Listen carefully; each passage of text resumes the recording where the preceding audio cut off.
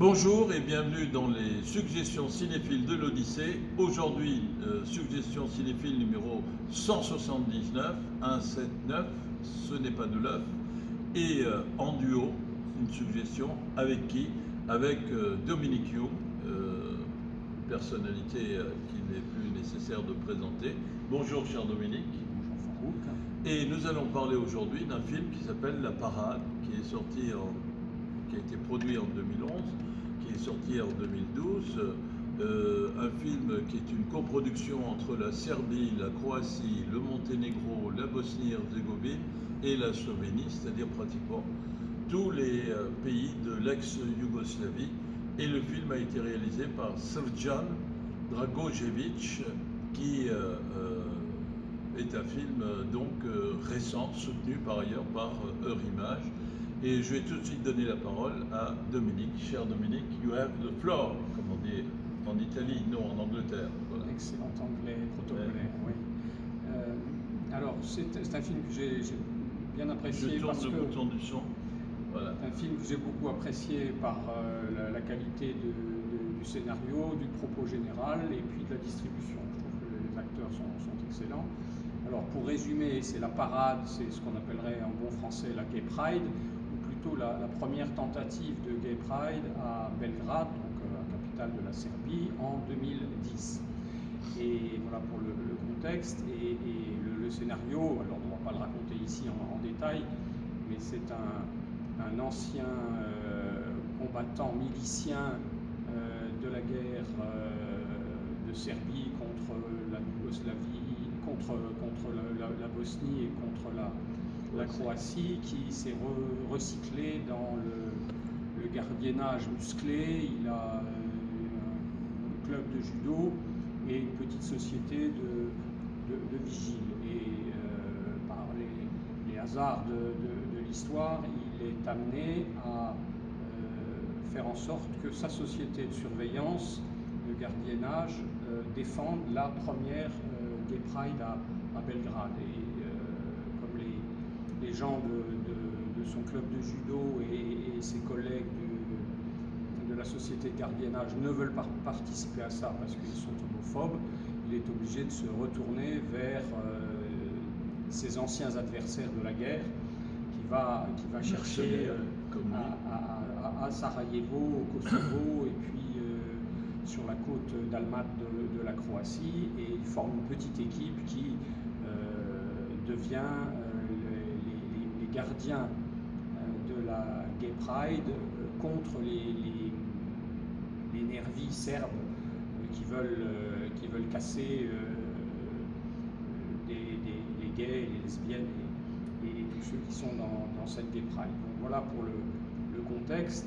Alors c'est un film qui parle bien sûr des préjugés sur l'homosexualité, mais c'est aussi un film qui parle beaucoup de la Yougoslavie après la Yougoslavie. C'est ce qui m'a paru le plus intéressant dans ce film, c'est de mêler les deux. On est à la fois dans une analyse de la société serbe très, très machiste, avec des grandes gueules, des gros bras, qui disent moi les PD j'en ai rien à faire, c'est pas mon truc. Et puis en même temps ils sont confrontés à l'émergence d'une nouvelle sensibilité avec des gens qui veulent assumer publiquement leur homosexualité, et c'est la confrontation entre les deux qui structure le film. C'est très intéressant aussi parce que ça montre bien que la sexualité aujourd'hui, la tolérance envers la sexualité est un des marqueurs des sociétés libres. Et si on fait un parallèle avec ce qui se passe par exemple en Pologne, où le parti conservateur est très restrictif sur l'homosexualité, on voit bien qu'il y a une espèce d'archaïsme dans cette façon de vouloir normer les sexualités, de brider les adultes consentants, puisque c'est bien de cela qu'il s'agit. Et le le film de Dragojevic est finalement, avec maintenant il y a plus d'une dizaine d'années, il était très précurseur de ce qui se passe dans certains pays de l'Europe centrale, y compris au sein de l'Union européenne. Oui, la Hongrie aussi est terrible. Et la Hongrie aussi avec... vient de sortir une loi où l'homosexualité égale pédophilie ou voilà. apologie de la pédophilie. On en revient à des sociétés antérieures où l'État se charge de normer la vie privée des gens. Alors, je suis évidemment entièrement d'accord, comme toujours, cher Dominique. De toute façon, tu m'avais dit, si jamais je ne suis pas d'accord, ma punition serait terrible. Non, plaisanterie mise à part. Je voudrais rajouter 2-3 observations sur ce film. La première, une réponse à tous ces intellectuels, il y en a pseudo-intellectuels autoproclamés, notamment en France, qui cultivent avec une espèce d'insouciance absolument débile ce que Ettore Scola appellerait l'insatisfaction chronique dialectique. Bon, alors donc il y a des films, il y a des gens qui ont dit que ce film c'était une enfilade de clichés. Alors je voudrais répondre à ça. Je pense que le film a adopté un point de vue, un parti pris, qui est celui de la farce. Mais la farce au sens le plus sympathique du terme.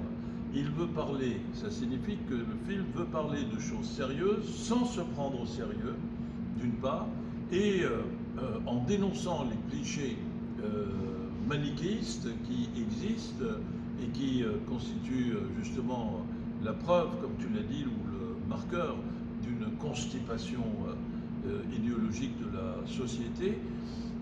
Et en même temps, au passage, en égratignant des aspects qui sont ceci ou cela et que je vais évoquer un peu après, eh bien, il dresse un tableau d'une certaine finesse.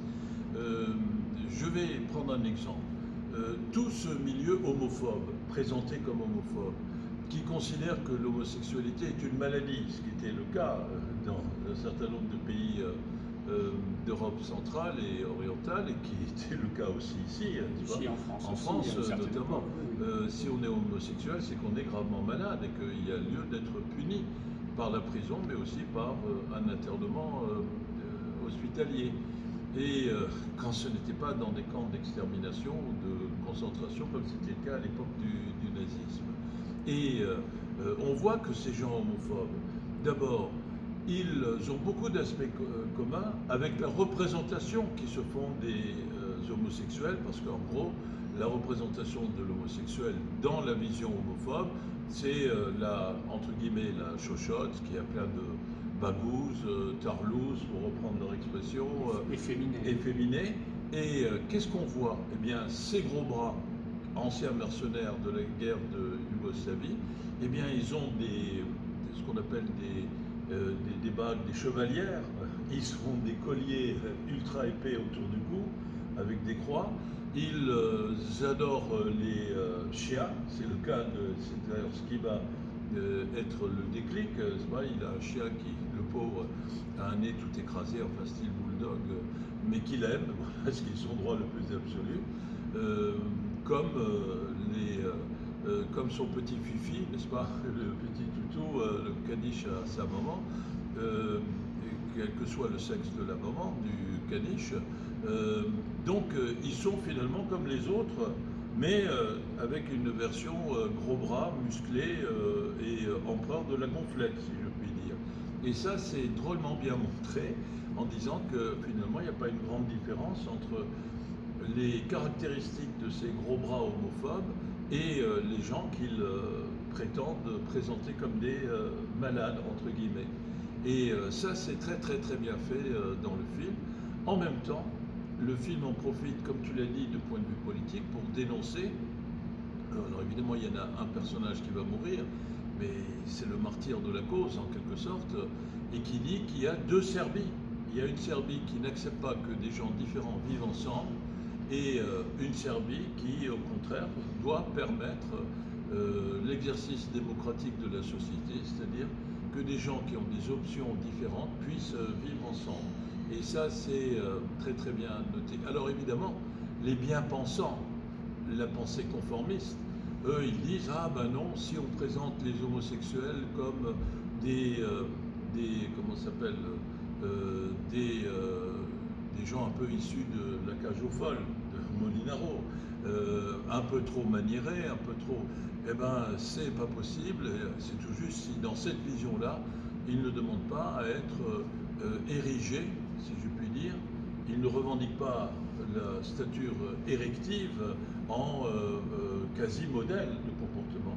Or, il y a une chose qui... Moi, j'ai été enseignant, cher Dominique, et j'avais l'occasion de dire à mes élèves que si on doit dénoncer l'extermination des Juifs, c'est pas parce que toutes les personnes exterminées tragiquement, de façon abjecte par le nazisme, étaient des saints. Il y avait peut-être des pickpockets, il y avait peut-être des voleurs, mais en tout cas, rien ne justifie qu'on tue quelqu'un, même s'il est pickpocket ou s'il a tel ou tel défaut ou imperfection, et que ça, c'est entre guillemets défaut et imperfection, et que justement, c'est ça le côté abject de l'extermination. Donc, chacun a le droit de vivre son homosexualité comme il l'entend, et pas comme devant se conformer à une vision très conformiste de la bien-pensance. Et c'est en ça que ce film, tout en étant une farce, eh bien, est une farce qui est assez saine et qui permet d'avoir un bon coup de rigolade, mais d'une rigolade intelligente, il me semble. Donc c'est vraiment un film à voir. Mais tu voulais rajouter quelque chose, cher Dominique? Non, je pense que c'est effectivement le traitement un peu avec des clins d'œil et des grands moments d'humour, et puis quelques sketchs aussi internes dans le film, comme ça, qui émaillent le film et qui contribuent à la qualité de ce film de Dragojevic. Donc La Parade, à voir en ce moment à l'Odyssée. À l'Odyssée, et avec une référence au 7e art, parce que notre gros bras qui s'appelle Lemon, d'ailleurs, Limon, l'acteur, le personnage principal du film, voilà. Ouais. Et c'est un cinéphile, enfin à sa manière, puisqu'il adore Bénure.